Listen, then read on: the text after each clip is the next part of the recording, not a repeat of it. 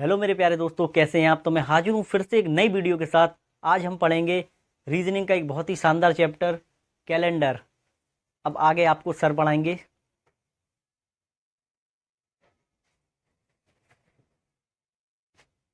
Hello दोस्तों, तो जैसा कि सर ने कहा, आज हम पढ़ेंगे रीजनिंग का एक बहुत ही शानदार चैप्टर, कैलेंडर।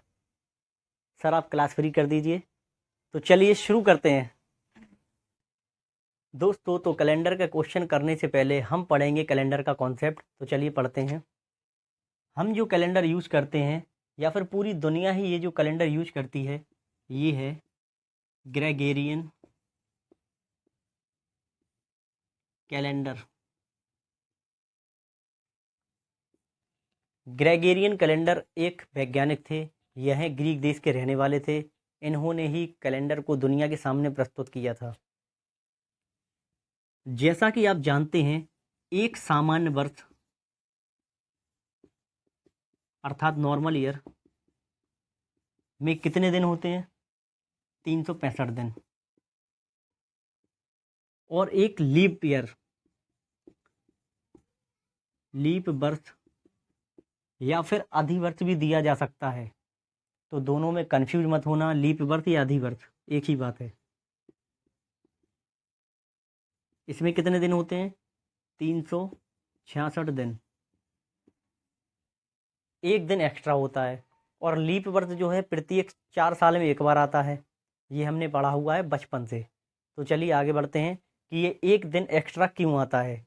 तो जब ग्रेगोरियन कैलेंडर ने कैलेंडर बनाने के लिए कैलकुलेशन की, तो उन्होंने पाया कि पृथ्वी जो है सूर्य का चक्कर लगाने में 1 वर्ष का टाइम लेती है। मतलब कि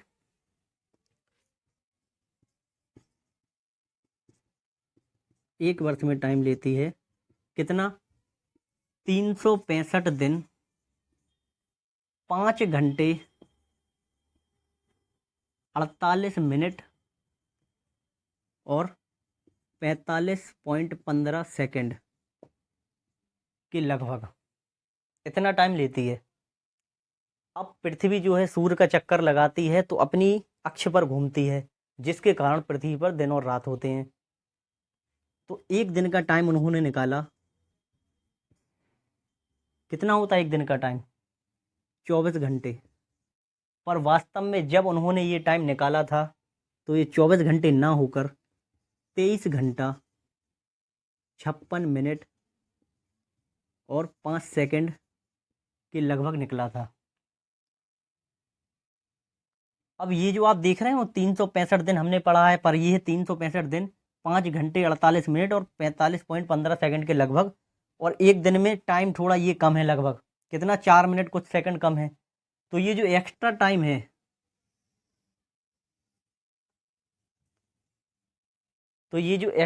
है, इसको उन्होंने कैलकुलेट करने के लिए क्या करा, इस पूरे टाइम को जो एक्स्ट्रा निकला या कम निकला दोनों में, इस पूरे टाइम को 4 से गुणा कर दिया। अब जब 4 से गुणा किया तो वो निकला 24 आवर, 24 घंटे के समथिंग निकला। 24 घंटे मतलब कि एक दिन। और इस एक दिन को ही उन्होंने इस एक साल में जोड़ दिया, इस लीप ईयर में। तो 4 साल में जब ये एक दिन जोड़ते हैं तभी बनता है लीप वर्ष। अब आपको पता चल गया होगा कि लीप वर्ष अधिवर्ष में 366 दिन क्यों होते हैं, और होते हैं। तो ये एक दिन कहाँ से आता है? वो यहीं से आता है कि जब उन्होंने गणना करी थी, कैलकुलेशन की थी, तो इतना टाइम आया था एक्स्ट्रा। और इतने टाइम को जब उन्होंने 4 साल से गुणा करा तो एक दिन का टाइम बना। और इस एक दिन के टाइम पीरियड को उन्होंने 4 साल में एक बार जोड़ दिया, तो वही बन जाता है हमारा लीप वर्ष या अधिवर्ष। चलिए आगे बढ़ते हैं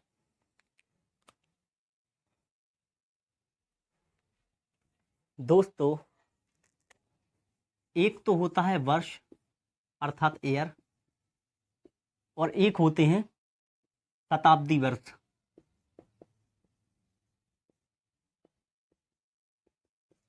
मतलब कि सेंचुरी ईयर।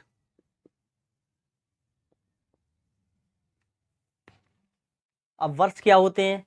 वर्ष होते हैं जैसे कि 2012, 2017,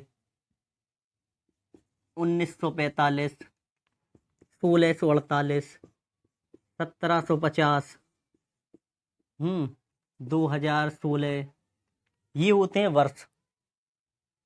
और सेंचुरी ईयर अर्थात शताब्दी वर्ष क्या होते हैं? शताब्दी वर्ष वो होते हैं जिनके पीछे डबल जीरो आता है।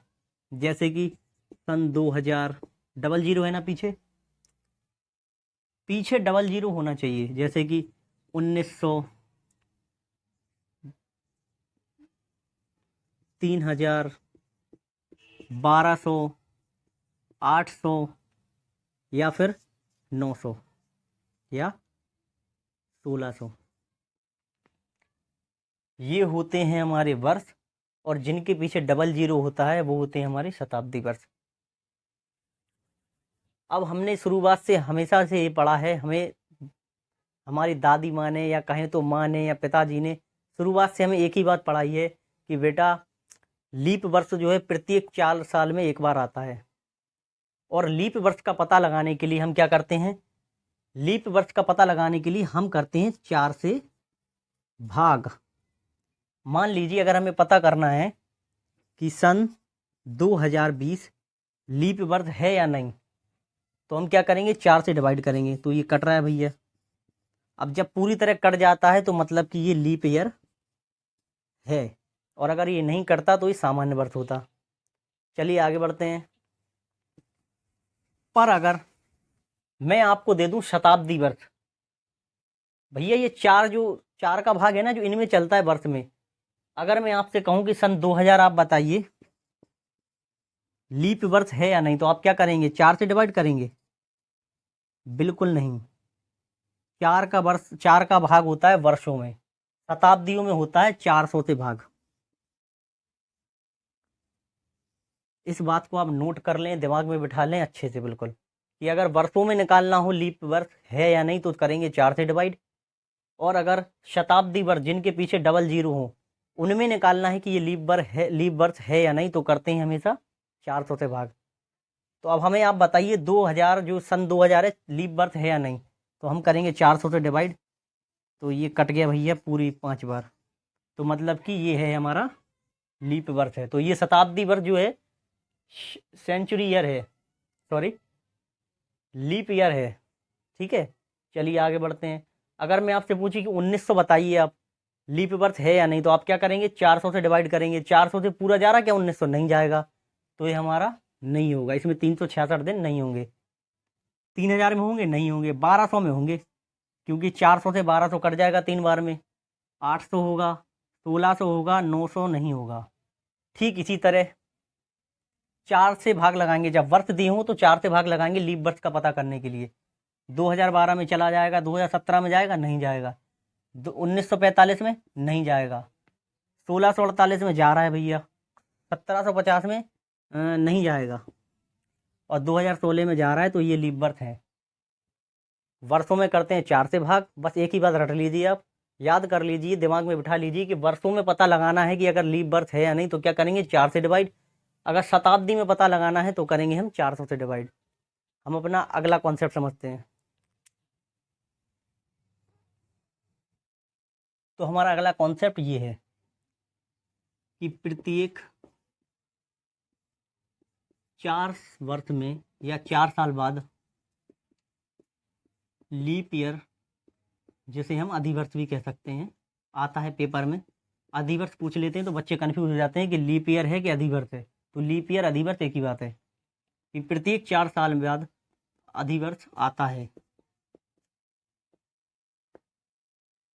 ये बात 100% सही नहीं है।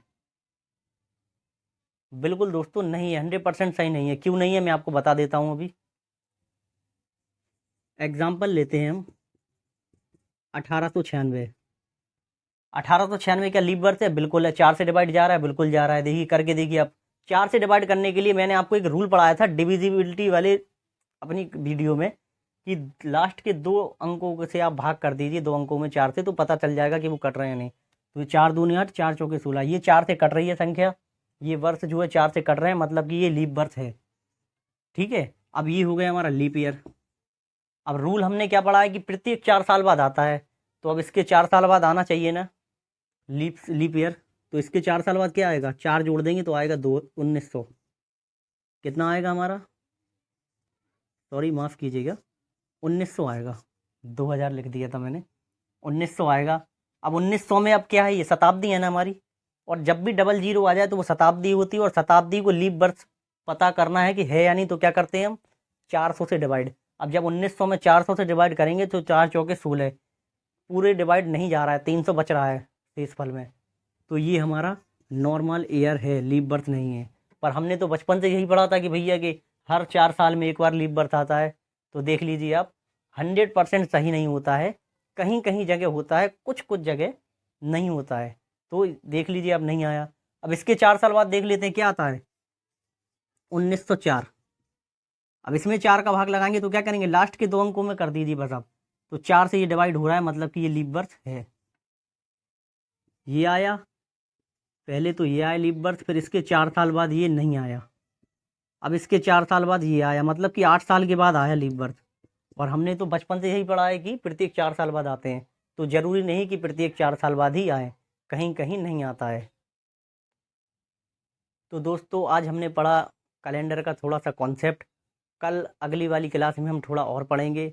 तो अगर आपको मेरी वीडियो पसंद आई हो तो प्लीज़ वीडियो को लाइक कीजिए, शेयर कीजिए, कमेंट कीजिए, चैनल को सब्सक्राइब कीजिए।